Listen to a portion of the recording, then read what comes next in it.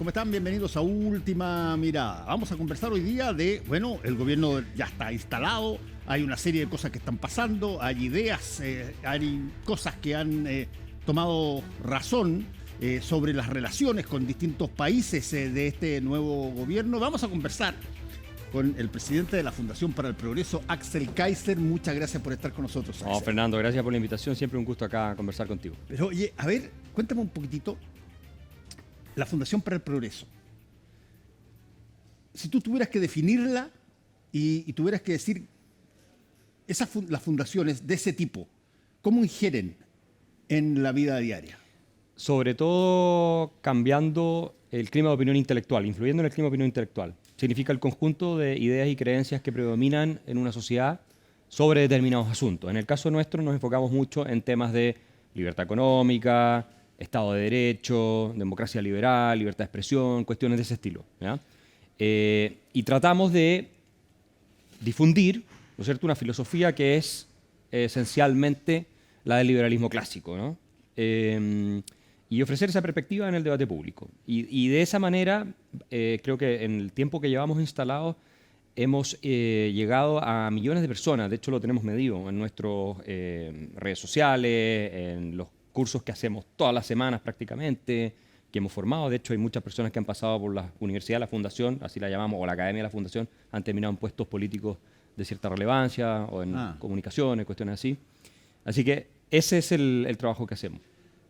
Axel, hemos conversado montones de veces nosotros y siempre hay un momento en las veces que has venido, momentos que uno puede identificar de acuerdo a si es que dos o tres características. Una, ¿nos toca a nosotros o es un problema del primer mundo para allá arriba en Europa? Segundo, ¿es riesgoso o no riesgoso lo que está pasando de acuerdo a lo que se está conversando? Y tercero, ¿cómo son las generaciones de los nuevos líderes en los distintos países?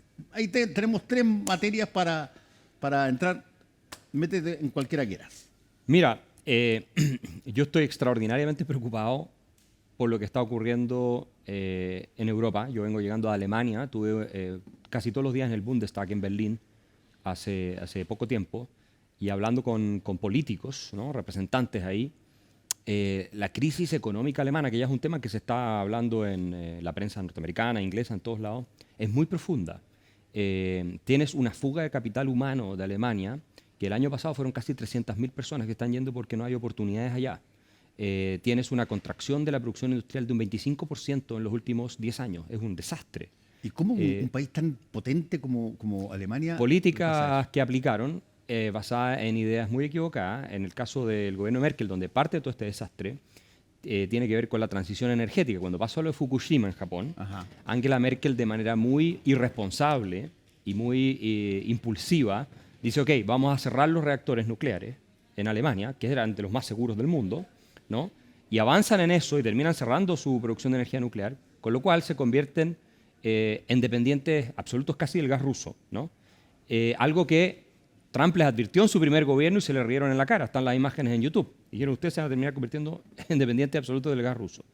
Y además, un país que está obsesionado ideológicamente con esto de las energías renovables, ¿no? Que se gastaron millón de millones de euros. Era bien potente allá. Sí, muy fuerte. Con un impacto casi mínimo en diversificar la matriz energética. O sea, fue un despilfarro descomunal de que en toda la universidad del mundo se estudia como un caso de fracaso colosal de políticas públicas. Y entonces todo eso hizo, entre otras medidas, más la regulación, impuestos altísimos y un Estado que te está asfixiando por la burocracia, muchas de las iniciativas empresariales, que el país se desindustrializara, el costo de energía más caro del mundo, y que tú tengas hoy día una situación crítica de desempleo, en el caso alemán, y además de un problema de sostenibilidad de las finanzas públicas, porque como son todos países envejeciendo igual que el nuestro, cada vez más gente pasa a los sistemas de pensiones y el canciller Merz y algunos ya han dicho no es sostenible el estado benefactor que tenemos, no lo podemos pagar. Entonces, es muy grave. Ahora, ¿qué veo yo desde el punto de vista chileno? Que nosotros deberíamos, estoy hablando de interés de Chile, aprovechar que no solo está pasando esto en Alemania, está pasando en Austria, está pasando en España, está pasando en distintos países, que hay mucha gente de capital humano que se está yendo, buena. Nosotros deberíamos aplicar una política migratoria en nuestro país en que tú llegas con capital humano de estos países y te dan inmediatamente la residencia. Yo conozco casos, Fernando, en Chile, que estamos hablando que se colapsa la natalidad, necesitamos capital humano joven y todo lo demás, que llevan años esperando un permiso de residencia definitiva siendo el capital humano más calificado del mundo, que vienen de Austria y vienen de otras partes. Y mientras tanto hemos tenido una política de puertas abiertas con muchas personas que no tienen capital humano. Y dime una cosa, ¿quién aquí en Chile, por ejemplo, toma la decisión de traer a alguien con ese capital humano que tú dices? ¿Son las universidades? ¿Es el gobierno? ¿Son las empresas? ¿Quiénes? Son todos. Lo que pasa es que acá, y hay muchos, como te contaba yo, ejemplos de personas que han venido de Alemania, de Austria y todo, que se han tenido que ir porque no les han dado, calificados con su propia plata incluso, se han tenido que ir porque no les han dado el permiso de residencia definitiva. La política migratoria en Chile es una catástrofe, Fernando, y yo espero que el gobierno la arregle, porque acá, en este país, con la crisis de natalidad que tenemos, con temas de desarrollo económico que tenemos, nos beneficiaríamos mucho de gente productiva joven que viene a nuestro país, además a armar familia y otras cuestiones más, y que van a hacer una contribución, no solamente económica, sino también a la recaudación fiscal, a que tengamos más niños y todo lo demás. Y no estamos haciendo nada de eso, absolutamente nada. Esto está completamente fuera de la agenda de todo lo... Tampoco lo vi en el proyecto de gobierno del presidente Castro. No está. Y por eso yo digo que es una oportunidad que estamos desperdiciando. ¿Quién lo está haciendo? Milei en Argentina. Milei la cachó y los argentinos la entendieron.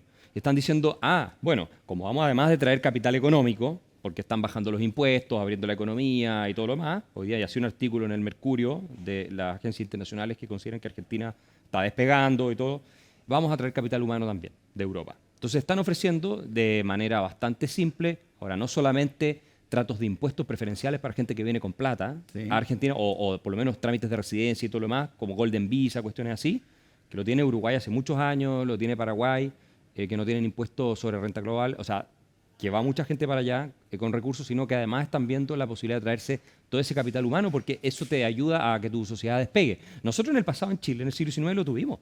Había leyes de inmigración calificada donde tú llegabas y te daban inmediatamente la residencia o el pasaporte, no recuerdo si era la nacionalidad, cuando te venías de Alemania, de estas otras partes. Una política de Estado para traer capital humano a Chile.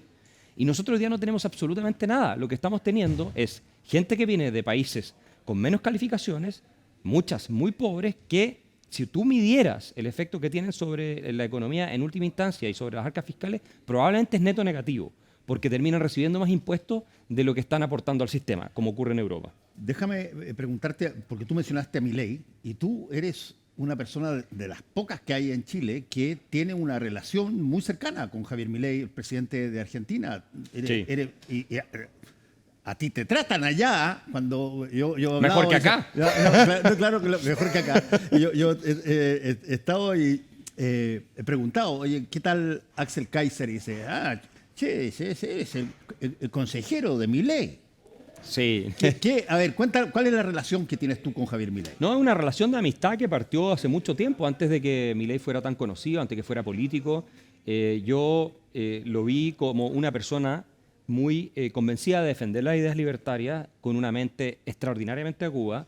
Yo tengo la tesis de que es un genio, ¿no? Yo de verdad creo que es una persona que está en el coeficiente intelectual, pero muy por sobre lo que es incluso gente inteligente. Porque compartí mucho con él antes de que fuera presidente. Ahora obviamente tiene menos tiempo y todo lo demás, pero he estado varias veces con él. Y muy comprometido con sacar a su país adelante. Lo vi muy convencido, antes de que él se le cruzara por la cabeza ser presidente, y muy bien articulado para defender, obviamente en su estilo disruptivo y un poco insolente y todo lo más. Y lo empezaron a atacar mucho, incluso gente del mundo liberal, amigos míos y todo. Y yo siempre lo defendí y estuve apoyándolo porque vi que incluso sus formas eran necesarias para avanzar esta causa y convertirla en un fenómeno popular. Y hoy día es lo que ha pasado en Argentina, con los jóvenes sobre todo. Déjame hacerte una pregunta que es media jodida. ¿Tú ves alguna posibilidad que Javier Milei en algún momento dado mire a Chile y diga, oye, ¿sabéis qué? Redibujemos los mapas como nosotros los creemos, porque ellos tienen una mirada distinta del mapa de la conocida de Sudamérica? Bueno, todos estos problemas limítrofes los hemos tenido toda la vida, ¿no? Con los argentinos, y con Perú, etcétera. Podría hacer algo, podría ser, no lo sé, nunca lo he hablado con él, pero no me extrañaría que él o cualquier otro presidente argentino, si cree que hay un tema judicial pendiente por territorio, avance los intereses de su nación y traten de ganar un juicio internacional donde anexan una parte del territorio. Y nosotros tenemos que ser inteligentes para defendernos. Y nosotros en Chile, viendo nuestro interés, deberíamos pensar de la misma manera. O sea, si es que efectivamente hay un tema pendiente donde nosotros podemos ganar, deberíamos hacerlo. Pero ¿Y hay temas no, pendientes, tú crees? no lo sé, fíjate, Fernando. Ese es un área en la que yo nunca me he metido a estudiarlo de manera muy profunda. Siempre ha sido algo como lateral que he visto en la prensa. Espero que no, que estemos en una situación de equilibrio, pero la verdad es que Argentina tiene tantos otros problemas hoy en día, nosotros también por lo demás, Sí. que estar disputándose partes de territorio. Ahora te entiendo si tenéis muchos recursos naturales que también valen mucha plata. Lo Pero que pasa es que, y tú lo puedes ver incluso con la lógica de Trump, lo que pasa es que un país al que se le dice que le debe algo a otro, etcétera, no necesariamente sucede porque eso estaba en la mente del presidente que llega a la Casa Rosada o a la Casa Blanca Sí. o a la moneda, no. Es cuando tú tienes que distraer las cosas de lo que está pasando porque te está afectando, no existe ninguna cosa mejor que echarle la culpa a un vecino de que se traspasaste la frontera y se arma la cuestión y cambia al tiro el... tú dices como una especie de el distracción. rally behind the flag típico que hablan los Exactamente. americanos, que para distraer y... Exactamente. Sí, que pero- es un poco lo que yo creo que Trump ha hecho invadiendo, tratando de mandar una serie de misiles a Irán, mientras tiene la crema en términos personales. Pero le ha con- costado popularidad eso a Trump. ¿Ah? Ha perdido popularidad por con supuesto, eso. Por supuesto, que lo captaron también. No, lo pero cacharon. Milei, te lo digo conociéndolo a él como persona, Milei es una persona que no cree para nada en las vías armadas para resolver los problemas. Ya. No. Y de hecho él mismo ha dicho lo de las Malvinas, que él Sí. se va a resolver pacíficamente, que es el gran tema de ellos, ¿no? Sí, Porque el ese gran es el de- tema. Sí. Que Que eso ha vuelto a conversarse hoy mucho, día, muchísimo. Sí. Y él dice esto va a ser por la vía diplomática, por la vía pacífica, porque obviamente no van a entrar en una guerra, sí, ¿cierto? Por una cuestión de ese calibre, y para ellos es lo más importante, ¿no? Ya hubo una guerra y fue un desastre para todas las partes involucradas, pero especialmente para los argentinos. Entonces, no, yo eso sí que lo veo como algo tremendamente lejano. De hecho, me preocuparía más de gente que no es libertaria y que a veces está en la derecha como Villarroel, que algo así ocurriera. Porque esos sí son de ese nacionalismo añejo, más militante, estatista, que ve en la cuestión de la fuerza, ¿no es cierto? Sí. A veces de manera un poco irracional, la forma de reafirmar la identidad de la patria. Ahí, que tampoco creo que ocurriría, ahí ya podría considerarlo hasta ¿Y cierto punto. por qué pero razón no. entonces crees tú que él está ahí, Villarroel? No, Villarroel fue elegida vicepresidenta, pero Sí. tú sabes que tienen una pugna abierta Sí. entre ellos dos. Sí. Que no es solo un tema de poder político interno, sino que es un tema también filosófico. No es así nomás. Ya. Y se ha jugado muy sucio contra Milei, te tengo que decir. Entonces, bueno, pero yo creo que ese no es un tema para nosotros. Ahora, el gran tema, Fernando, es otro. ¿Cuál? Tanto Argentina como Chile vamos a ser países que en 50, 60 años más no vamos a tener población. ¿Qué territorio vamos a pelear si no tenemos a nadie que viva en ningún territorio? O sea, estamos en una... Digamos un poco a qué se refiere Axel con eso. Es que históricamente, para ponerlo en términos didácticos, históricamente uno suponía que por la gente que moría más, se compensaba con la gente que nacía, y siempre nacían más que las personas que morían, y por lo tanto tú te casabas, tenías hijos, tenías familia y ya, se armaba. Y de pronto aparecen un montón de cosas, desde el condón y la píldora anticonceptiva, o sea, cosas que te impiden, por voluntad propia, impiden tener hijos, y de pronto muchos países empiezan a tener una tasa de natalidad mucho más baja que la tasa de mortalidad Exacto. y de gente más vieja. Y eso nos está pasando a nosotros, le está pasando a Uruguay también, pero nos está pasando mucho más a nosotros en América del Sur que en cualquier otro país. Sí, Chile es el tercer país del mundo con la tasa de natalidad más baja. Es una catástrofe y no se está tomando el peso en nuestro país de lo que significa esto.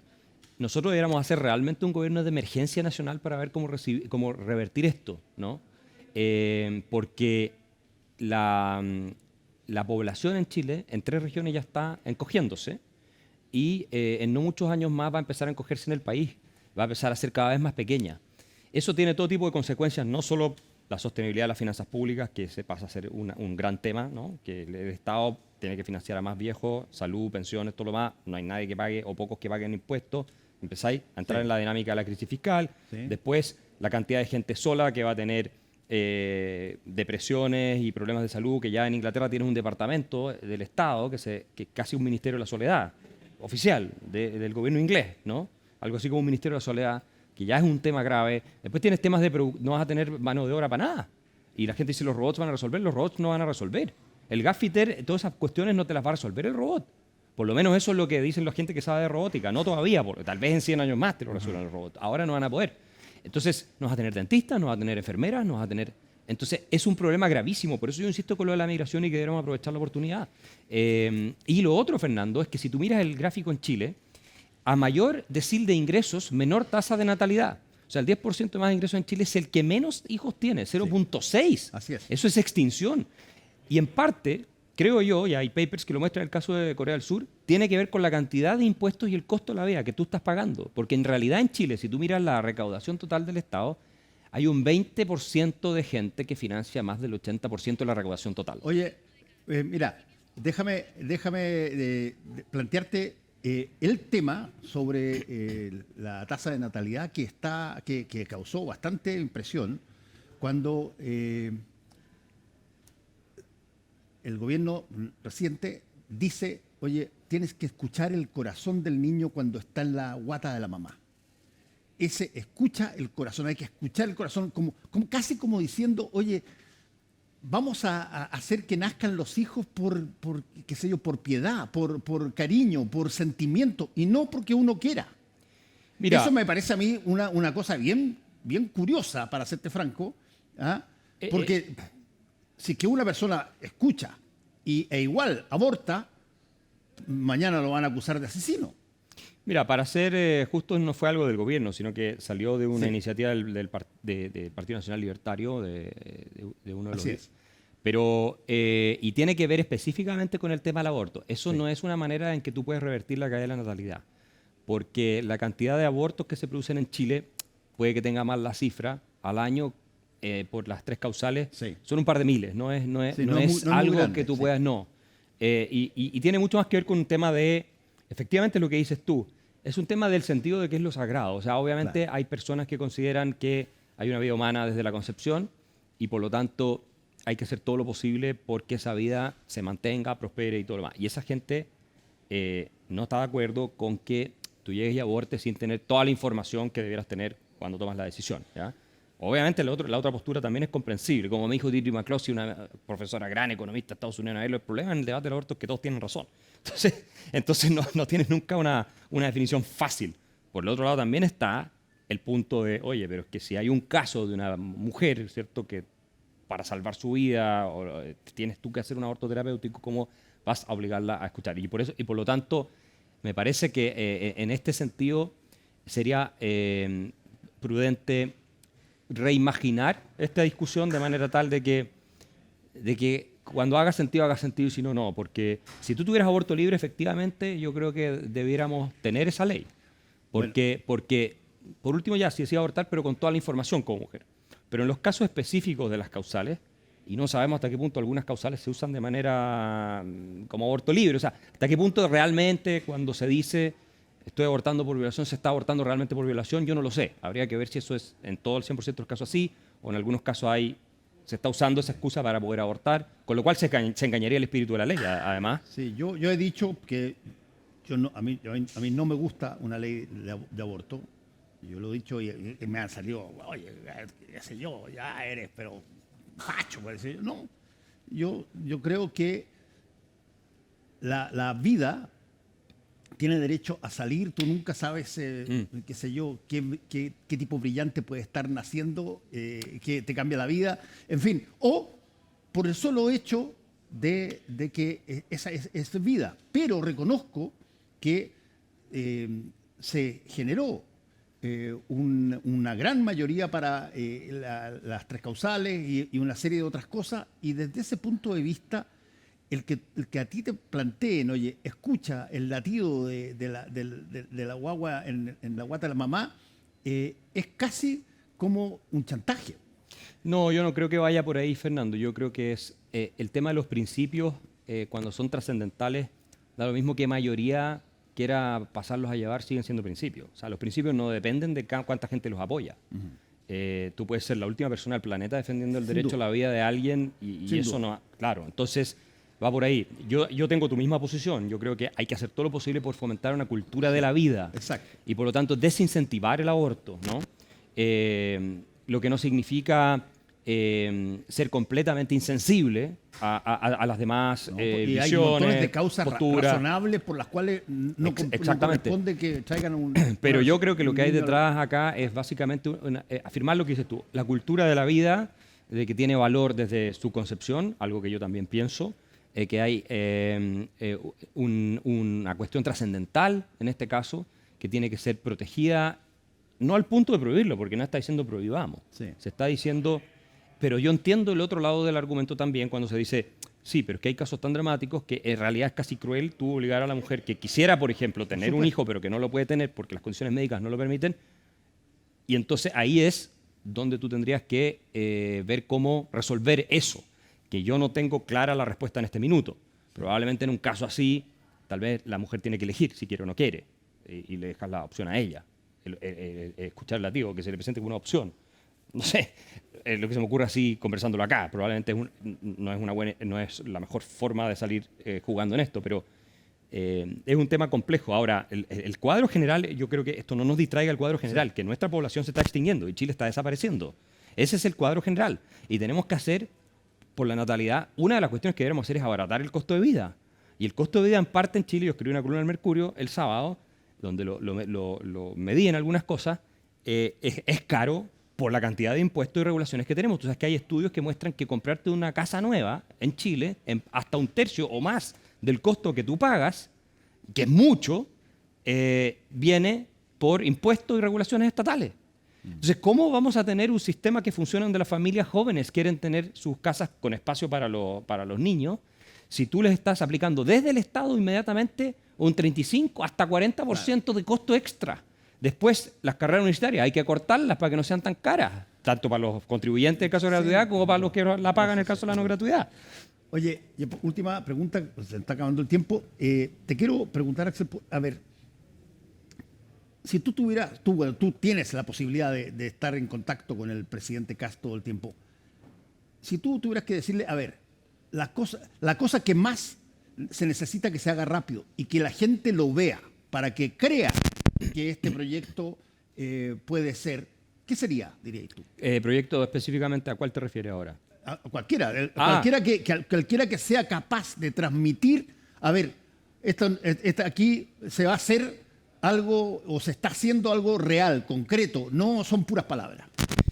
Mira, a mí me parece que el proyecto de reforma tributaria del ministro Quirós y de regulación es fundamental, no solamente para el crecimiento económico, que es para que la gente esté mejor, finalmente que la gente disponga de más recursos para vivir una mejor vida, sino para abrir las puertas precisamente a resolver en parte al menos, la crisis demográfica que tenemos. Porque, insisto, si el país no ofrece oportunidades, menos incentivo hay para tener hijos.